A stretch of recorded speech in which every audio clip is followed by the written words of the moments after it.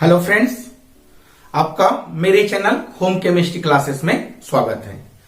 तो चलिए आज बात करते हैं जो केमिकल बॉन्डिंग होता है उसके फर्स्ट टॉपिक से रिलेट करते हैं। देखिए, जो केमिकल बॉन्डिंग और मॉलिक्यूलर स्ट्रक्चर होता है उस पर हम लोग इस तरह से पढ़ेंगे कि आखिर जो मॉलिक्यूल्स है वह आखिर जो एटम के बीच पर बॉन्ड कैसे बनाता है, या फिर उस एटम के बीच पर मॉलिक्यूल्स बनने के लिए जो कि बॉन्ड क्यों बनाते हैं। तो क्वेश्चन तो यही आता है कि आखिर जो एटम है वह आपस में संयोग क्यों करता है। तो देखिए, होता क्या है, अगर बात करें इस केमिकल बॉन्डिंग और मॉलिक्यूलर स्ट्रक्चर की, तो हम लोग यहां पर इस तरह से कॉन्सेप्ट पढ़ेंगे। एक जो कि लुईस कॉन्सेप्ट, जिस पर जो कि लुईस एटॉमिक कॉन्सेप्ट के टाइप से पढ़ेंगे।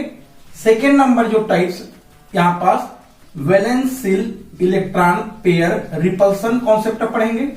थर्ड नंबर जो कि वैलेंस बॉन्ड थ्योरी, और जो फोर्थ नंबर है वह एमओटी इस तरह से पढ़ेंगे, जिससे इस मॉलिक्यूल्स पर जो आपस में संयोग करते हैं, एटम मिलके मॉलिक्यूल्स बनते हैं, वह आखिर क्यों बनता है इसके बारे में। तो देखिए, अगर यहां पास बात करें तो एक नोबेल गैस होता है, वह नोबेल गैस के जो एटम होता है आपस में संयोग नहीं करते हैं, वह एक तरह से अपने आप में स्टेबल फॉर्म पर होते हैं। और स्टेबल होने की वजह है जो नोबेल गैस होते हैं इसके जो कि आउटर मोस्ट ऑर्बिटल है उस पर 8 इलेक्ट्रॉन होता है, यानी कि इनके जो ऑक्टेट है वह कंप्लीट है। और जब ऑक्टेट कंप्लीट हो तब उस कंडीशन में इसे जो कि स्टेबल कहा जाता है। वैसे ही अगर बात करें जो मॉलिक्यूल्स होता है, पहले तो मॉलिक्यूल्स क्या होता है उनको जान ले। हमें पता है इस तरह से जो इलेक्ट्रॉन, प्रोटॉन और न्यूट्रॉन, ऐसे ही बहुत सारे इलेक्ट्रॉन या प्रोटॉन या न्यूट्रॉन जब आपस में संयोग करते हैं तब इससे जो कि एटम का फॉर्मेशन कर लेता है। और जैसे ही एटम है उस तरह से फिर से एटम आपस में फिर संयोग करते जाते हैं, तब उस कंडीशन में जो कि यहां पास मॉलिक्यूल्स बना लेता है। और जो मॉलिक्यूल्स होता है फिर से आपस में संयोग करता है, जिससे जो कि यहां पास कंपाउंड या जो मेटर है उसे बना लेता है। जैसे कि एक घर बनाने के लिए स्टार्टिंग न्यू से लेके जो कि सीलिंग तक होता है, उन सभी की जरूरतों पर होता क्या है, जैसे कि इलेक्ट्रॉन, प्रोटॉन, न्यूट्रॉन को अगर ईंट की तरह ले ले और जब आपस में एक ईंट दूसरे ईंट के साथ जब जुड़ते जाते हैं तब वहां पर जो कि दीवार बनाता है। और इस तरह से जो दीवार है आपस में जुड़कर एक तरह से कमरा बना लेता है। और जो कमरे होता है वह बार बार आपस में जुड़ते जाता है, तब इस तरह से जो कि एक घर का निर्माण करता है। वैसे ही यहां पास भी हम लोग इस तरह से मॉलिक्यूल्स की फॉर्मेशन के बारे में अध्ययन करेंगे। देखिए, जो मॉलिक्यूल्स होता है तो इससे कैसे बोल सकते हैं मॉलिक्यूल्स क्या होता है। तो यहां पास एक ही बोल दे, जो मॉलिक्यूल्स होता है उनकी फॉर्मेशन जो कि एटम के संयोग से होता है। और एटम संयोग आखिर क्यों करता है, तो इन सभी कॉन्सेप्ट को क्लियर करते जाएंगे। और यहां पर अगर मॉलिक्यूल्स की बात कर ले, अगर एक एटम दूसरे एटम के साथ संयोग कर ले, उस कंडीशन पर पहले से जो एटम है उसके कंपेयर में ज्यादा स्टेबल वाला जो कि मॉलिक्यूल्स बना ले, तब उसी को मॉलिक्यूल्स कहा जाता है। अच्छा, यहां पास बात करें इस तरह से जो टाइप्स ऑफ मॉलिक्यूल्स होता है वह दरअसल में दो तरह से होता है। एक होता है जिसे डाई एटॉमिक मॉलिक्यूल्स कहा जाता है, और इसी तरह से एक और होता है जिसे जो कि पॉली एटॉमिक मॉलिक्यूल्स कहा जाता है। देखिए जो डाइएटॉमिक मॉलिक्यूल्स होते हैं इनकी एग्जांपल इस तरह से दे सकते हैं, जैसे कि हाइड्रोजन 2, नाइट्रोजन 2, HCl, NaCl, ये सब चीजें जो कि इस पर दो एटम है और दो एटम के संयोग से जो मॉलिक्यूल्स बना है उसे जो कि डाइएटॉमिक मॉलिक्यूल्स कहते हैं। वैसे ही इस तरह से जो पॉलीएटॉमिक है इनकी एग्जांपल की बात करें तो यहां पास फास्फोरस, सल्फर, इसके अलावा जो कि NH3, H2SO4, ये सब चीजें जो कि मॉलिक्यूल्स की तरह बिहेवियर करता है। और कौन से मॉलिक्यूल्स? जिसे पॉलीएटॉमिक मॉलिक्यूल्स कहा जाता है, क्योंकि यहां पास जो एटम है वह दो से अधिक है, इसलिए इसे जो कि पॉलीएटॉमिक मॉलिक्यूल्स कहा जाता है। तो आखिर यहां मॉलिक्यूल्स बनता कैसे है उसकी बातें करेंगे, लेकिन यहां पास एक और बातें जान ले। जो डाइएटॉमिक मॉलिक्यूल्स होता है वह दरअसल में फिर से जो कि दो तरह से होता है। एक जो कि इस तरह से बोला जा सकता है, जो होमोएटॉमिक, या तो इसको इस तरह से बोल दे होमोन्यूक्लियर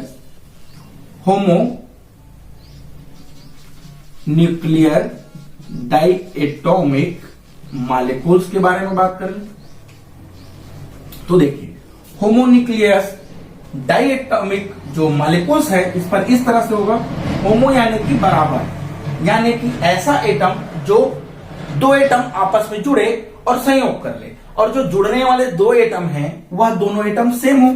एग्जांपल बात कर ले इस तरह से, हाइड्रोजन 2, नाइट्रोजन 2, ऑक्सीजन 2 और यहां पर क्लोरीन, यह सभी जो कि होमोन्यूक्लियर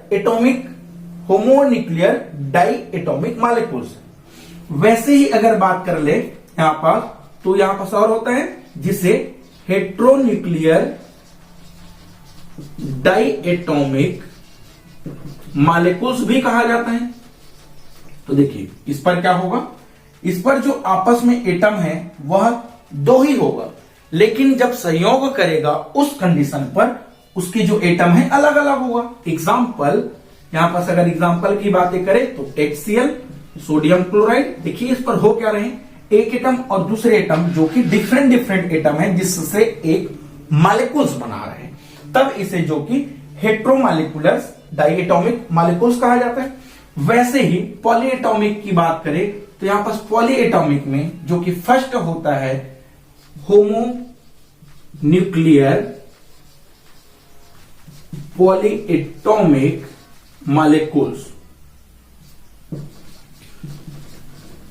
सेम यहां पास यही है कि यहां पास होमोन्यूक्लियर दो जो एटम है वह एटम दो से अधिक होगा, लेकिन उस पर जो आपस में संयोग करेगा वह सेम टाइप का एटम होगा। एग्जाम्पल P4 और यहां पर सल्फर 8, ये सब चीजें इनकी एग्जाम्पल है, क्योंकि यहां पास जो एटम है पॉलीएटॉमिक है और जो एटम है वह होमोन्यूक्लियर है, इसलिए इसे जो कि होमोन्यूक्लियर पॉलीएटॉमिक मॉलिक्यूल्स कहा जाता है। सेकेंड नंबर पर बात करें यहां पास जो कि हेट्रोन्यूक्लियर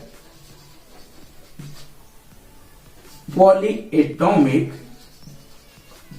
मॉलिक्यूल्स की बात करें, इसकी डेफिनेशन इस तरह से दे सकते हैं कि एटम जो कि पॉलीएटॉमिक हो, जिस पर जो एटम है मोर देन 2 हो, और उसके बाद जो एटम होगा वह जो कि अलग अलग होगा।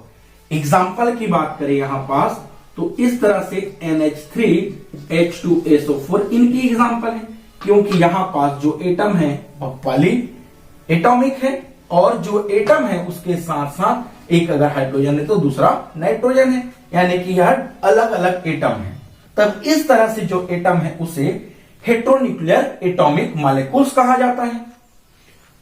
चलिए नेक्स्ट देखते हैं, जो परमाणु है आपस में आखिर संयोग क्यों करता है, वह क्यों डाइएटॉमिक मॉलिक्यूल्स या पॉलीएटॉमिक मॉलिक्यूल्स बनाता है। देखिए इस कॉन्सेप्ट को समझने के लिए यहां पास इस तरह से लुईस प्रिंसिपल को समझने एक बार।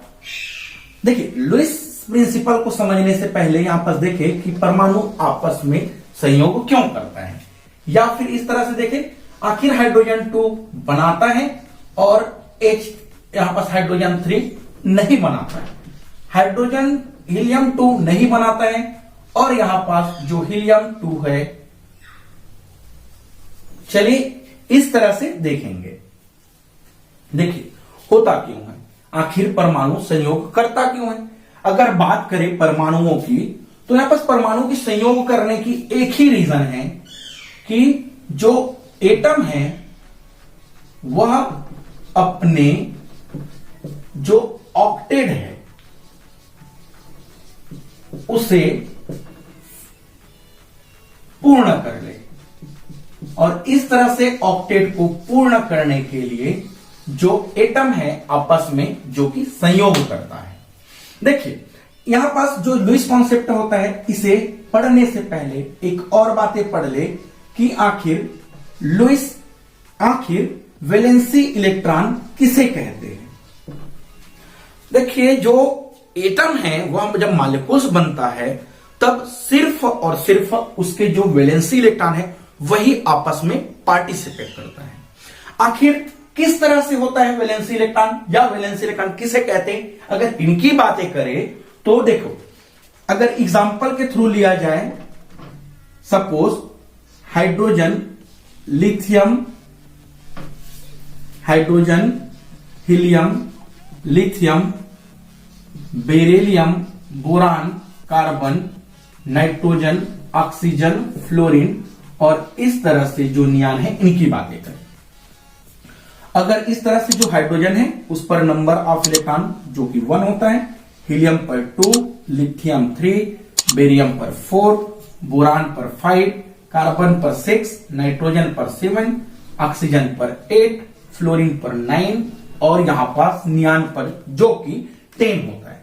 अगर ऑक्टेट रूल के अकॉर्डिंग इसको भरा जाए तब इसे जो कि 1 ही लिखा जाएगा, इससे जो कि 2 लिखेंगे। यहां पास लिथियम को 2 और 1 लिखा जाता है, बेरिलियम को 2 और 2 लिखेंगे, बोरान को 2 और 3, कार्बन 2 4, नाइट्रोजन 2 5, ऑक्सीजन को 2 और 6, फ्लोरीन को 2 और 7, और यहां पास जो नियान है उसे 2 और 8 लिखा जाएगा। और इस ऑक्टेट रूल का मतलब क्या था कि चाहे एटम अपना इलेक्ट्रॉन, जो एटम है वह चाहे इलेक्ट्रॉन डोनेट करे या इलेक्ट्रॉन एक्सेप्ट करे, बस उसकी जो ऑक्टेट है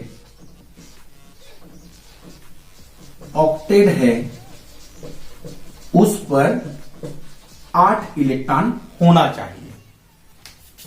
तो इसको जो कि ऑक्टेट रूल कहा जाता है। एटम चाहे इलेक्ट्रॉन डोनेट करे या इलेक्ट्रॉन एक्सेप्ट करे, उसके ऑक्टेट पर जो कि 8 ही इलेक्ट्रॉन होना चाहिए। देखिए नियान की बातें करें तो क्या जो नियान है इलेक्ट्रॉन डोनेट कर रहे हैं या इलेक्ट्रॉन एक्सेप्ट कर रहे हैं, वह कुछ करेगा ही नहीं, क्योंकि उसकी इलेक्ट्रॉन 8 अभी भी है। और बाकी इलेक्ट्रॉन की बातें करें, यहां पास जो कि होता क्या है ऑक्टेट रूल में, इलेक्ट्रॉन जो कि 8 2 8 8 18 18 32 32 इस तरह से इलेक्ट्रॉन पाया जाए। लेकिन अगर इलेक्ट्रॉन जब इस तरह से आउटर मोस्ट ऑर्बिटल पर या टोटल नंबर ऑफ इलेक्ट्रॉन जो कि अगर 4 तक रहे, उस कंडीशन में वह 2 हो सकता है, पहली प्रायोरिटी।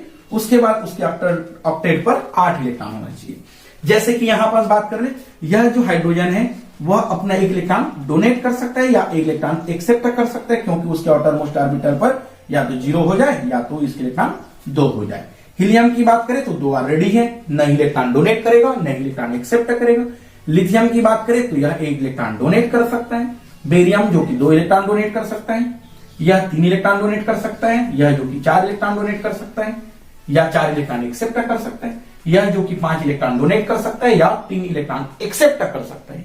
और इनकी जो प्रायोरिटी है 5 डोनेट न करने के बजाय जो कि 3 इलेक्ट्रॉन एक्सेप्ट करेगा। वैसे ही जो ऑक्सीजन है इस पर जो इलेक्ट्रॉन है वह 6 है, तब उस कंडीशन में वह 6 डोनेट नहीं करने के बजाय वह जो कि 2 इलेक्ट्रॉन एक्सेप्ट कर लेगा। फ्लोरीन की बात करें तो यहां पास भी वही इलेक्ट्रॉन एक्सेप्ट करेगा। तो यहां पास इस तरह से बोलते हैं आखिर वैलेंसी किसे कहते हैं। तो वैलेंसी क्या होता है, किसी भी एटम के आउटर मोस्ट ऑर्बिटल पर उपस्थित इलेक्ट्रॉनों की संख्या को, जो कि वैलेंसी कहा जाता है। देखिएगा यहां पास जो वैलेंसी है इस तरह से एक्सप्लेन है कि वैलेंसी किसी भी एटम के आउटर मोस्ट ऑर्बिटल पर उपस्थित इलेक्ट्रॉन को वैलेंसी कहा जाता है। हाइड्रोजन की वैलेंसी की बात करें तो यहां पास इसकी 1 है, हीलियम की वैलेंसी की बात करें तो 2 है, लिथियम की वैलेंसी 1, बेरियम की 2, boron 3, carbon 4, nitrogen 5, oxygen 6, fluorine 7, नियान इस तरह से वैलेंसी उस पर 8, जो कि ऑक्टेट रूल के अकॉर्डिंग फुलफिल है।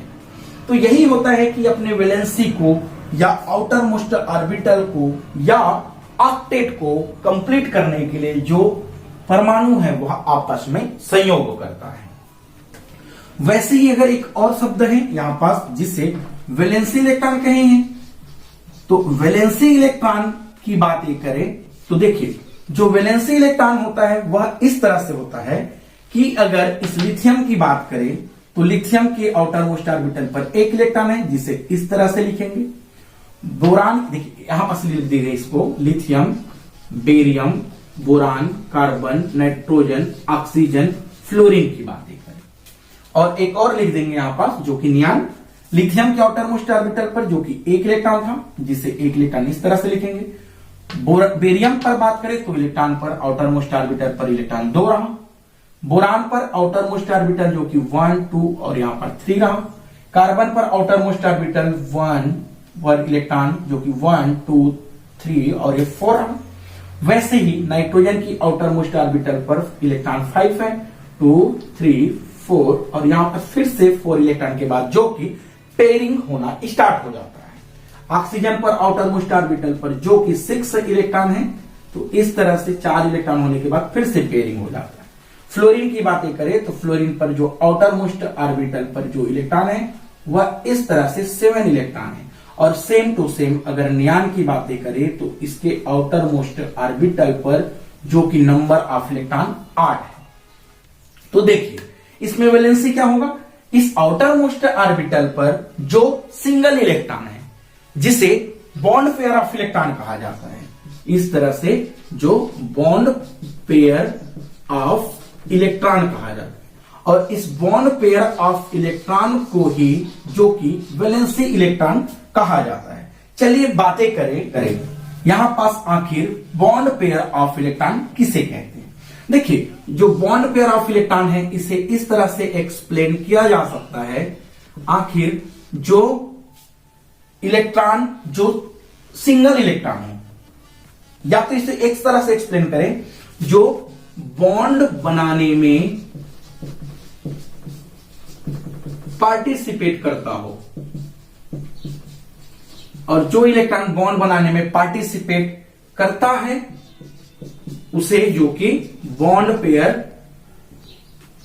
पेयर ऑफ इलेक्ट्रॉन कहा जाता है। तो यहां पास अगर बात करें तो इसकी बॉन्ड पेयर ऑफ इलेक्ट्रॉन जो कि एक ही है, जो कि वैलेंसी इलेक्ट्रॉन कहलाएगा। इनकी बात करें तो यहां पर जो पेयर हो सकता है 2 इलेक्ट्रॉन पार्टिसिपेट कर सकता है, तब इसकी वैलेंसी इलेक्ट्रॉन जो कि 1 है, या बॉन्ड पेयर ऑफ इलेक्ट्रॉन 1 है। यहां पास बॉन्ड पेयर ऑफ इलेक्ट्रॉन 1, 2, यहां पास 3 है। यहां पास जो वैलेंसी इलेक्ट्रॉन की बातें करें तो 1, 2, 3 और यहां पास 4 वैलेंसी इलेक्ट्रॉन है। इनकी बातें करें तो यह जो कि ऑलरेडी पेयर पर है, तो इस कंडीशन पे यहां पास 1, 2 और 3 इसकी फिर से वैलेंसी इलेक्ट्रॉन 3 है। ऑक्सीजन की बात करें तो यह पेयर फॉर्म पर है, ये पेयर फॉर्म पर है, यहां पास 1, 2 जो कि इस पर वैलेंसी इलेक्ट्रॉन 3 है। वैसे ही फ्लोरीन की बातें करें तो फ्लोरीन पर वैलेंसी इलेक्ट्रॉन 1 है और नियान पर वैलेंसी इलेक्ट्रॉन जो कि 0 है। तो वैलेंसी इलेक्ट्रॉन क्या होता है, 1 से लेके जो कि 4 तक बढ़ता है, 4 के बाद फिर से वह जो कि कम होते जाता है। और एक और चीज होता है कि अगर यहां पास वैलेंसी इलेक्ट्रॉन 4 है या उसकी वैलेंसी है जो कि 4 है और वैलेंसी इसके बाद जो कि 5, 6, 7 और 8 बढ़ते जाता है। अगर वैलेंसी इलेक्ट्रॉन 4 से अधिक हो तब उस कंडीशन में जो एटम है संयोग करके उसके आउटर मोस्ट ऑर्बिटल पर 8 इलेक्ट्रॉन होना चाहिए जो ऑक्टेट का रूल का पालन करे। कब? जब उसकी वैलेंसी जो है 4 से अधिक हो तब, और जब उसकी वैलेंसी इस तरह से 4 से कम हो, उस कंडीशन में वह ऑक्टेट रूल का पालन कोई एक एटम करेगा और कोई एक एटम नहीं करेगा। तब इस तरह से इसकी जो कि वैलेंसी कहा जाता है। देखते हैं, नेक्स्ट देखते हैं यहां पास। चलिए यहां पास बात करते हैं फिर से, आखिर एटम क्यों बनता है आपस में मॉलिक्यूल्स, या एटम आपस में संयोग करके क्यों बनाते हैं मॉलिक्यूल्स। तो इसके लिए जो कि लुईस प्रिंसिपल के बारे में बात करेंगे, और लुईस प्रिंसिपल की जो कि वैलेंसी के बारे में बात करेंगे। तो देखिए होता क्या है, यहां पास इस तरह से पढ़ ले लुईस प्रिंसिपल को। सबसे पहले यहां पास बातें करेंगे केमिकल बॉन्ड, आखिर केमिकल बॉन्ड किसे कहते हैं। तो देखिए होता क्या है, केमिकल बॉन्ड बनाने के लिए अनेक कंडीशन है। अगर सबसे पहले अगर बात कर ले यहां पास कि अगर एक एटम जो है इस तरह से एटम है, वह एटम जो कि इलेक्ट्रॉन डोनेट करता है, और जब एक एटम इलेक्ट्रॉन डोनेट करेगा तब जो कि दूसरा एटम उस इलेक्ट्रॉन को जो कि क्या कर लेगा, एक्सेप्ट करेगा। और इस तरह से इलेक्ट्रॉन को डोनेट करता है एक एटम, और दूसरे एटम जो कि इलेक्ट्रॉन को एक्सेप्ट करता है, तब उस तरह से यहां पास एक केमिकल बॉन्ड बनता है। या तो ऐसे बोल ले कि अगर कोई एटम है और एक और एटम है, आपस में अपनी इलेक्ट्रॉनों का शेयर कर ले, और इस तरह से शेयरिंग करने के बाद भी यहां पास एक बॉन्ड बनता है, इसको भी केमिकल बॉन्ड कहा जाता है। तो देखिए होता क्या है, अगर कोई एटम है और एटम पर मॉलिक्यूल्स बनाने के लिए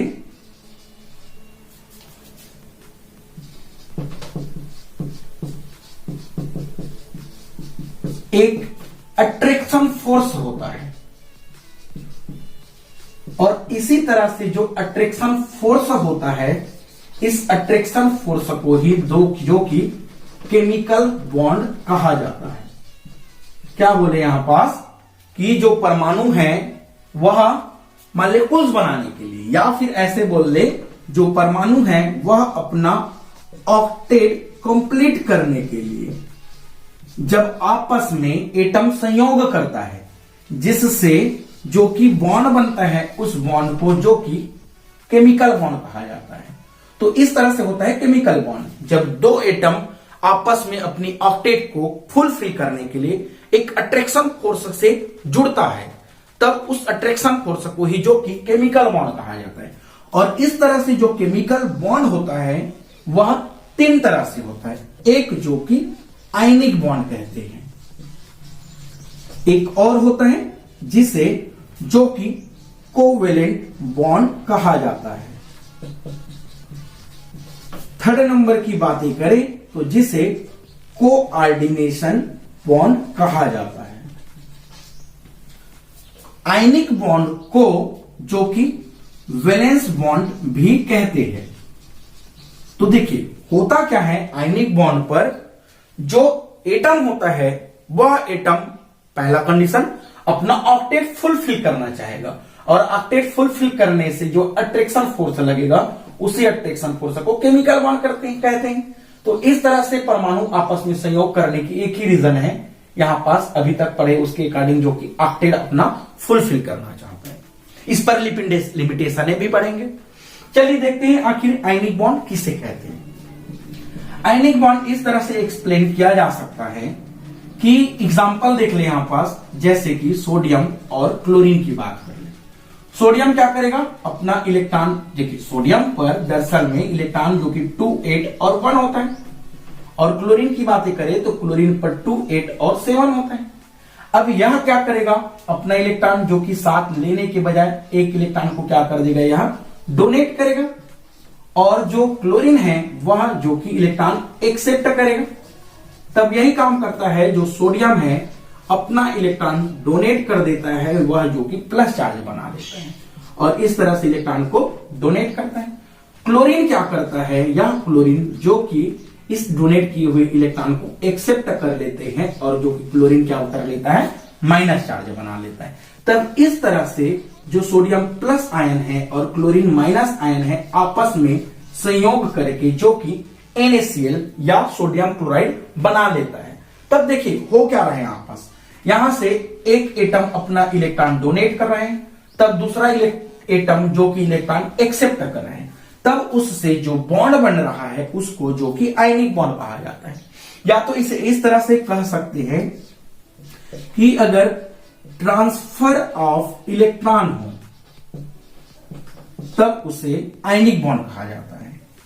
एक एटम जो कि अपना इलेक्ट्रॉन डोनेट करेगा और दूसरा एटम अपना इलेक्ट्रॉन या सामने वाले का इलेक्ट्रॉन एक्सेप्ट करेगा ताकि उसके ऑक्टेट फुलफिल हो जाए, तब इस कंडीशन में जो केमिकल बॉन्ड बनेगा उस केमिकल बॉन्ड को जो कि आयनिक बॉन्ड कहा जाता है, जिस पर एक एटम इलेक्ट्रॉन डोनेट करता है और एक एटम जो कि इलेक्ट्रॉन एक्सेप्ट करता है।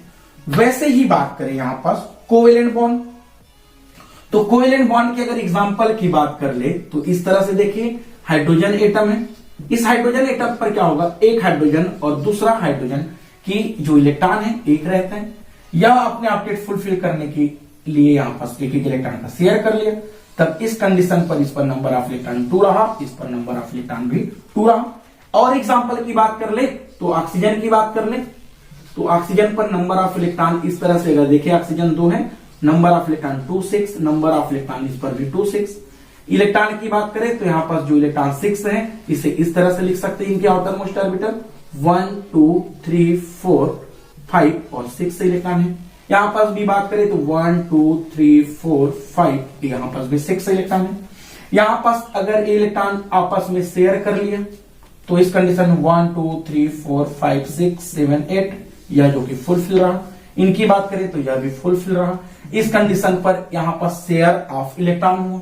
वैसे ही अगर बात करें N2 की तो यहां पास नाइट्रोजन 2 पर अगर बात करें तो आउटर मोस्ट ऑर्बिटल पर नाइट्रोजन की जो कि 2 और 5 होने की वजह से आउटर मोस्ट पर जो कि 5 इलेक्ट्रॉन होता है, तब इस कंडीशन में इस पर इलेक्ट्रॉन 1 2 3 4 ये 5 रहा, इस पर भी 1 2 3 4 और इस तरह से इस पर भी 5 रहा। आपस में शेयरिंग 3 इलेक्ट्रॉन का करेगा 1 2 और 3, तो इस तरह से यहां पास इसकी जो 5 3 8, यहां पास भी 8 इलेक्ट्रॉन कंप्लीट फुलफिल हो गए। तब इस तरह से कोवेलेंट बॉन्ड में क्या हो रहा है, शेयरिंग ऑफ इलेक्ट्रॉन हो रहा है, और शेयरिंग ऑफ इलेक्ट्रॉन होने से जो अट्रैक्शन फोर्स बनता है उस अट्रैक्शन फोर्स को जो कि कोवेलेंट बॉन्ड कहा जाता है। एग्जाम्पल यहां पास इस तरह से दिए हैं। इनकी अगर टाइप्स की बात करें तो यह जो कि 3 प्रकार के होते हैं, जिसे सिंगल कोवेलेंट बॉन्ड कहा जाता है।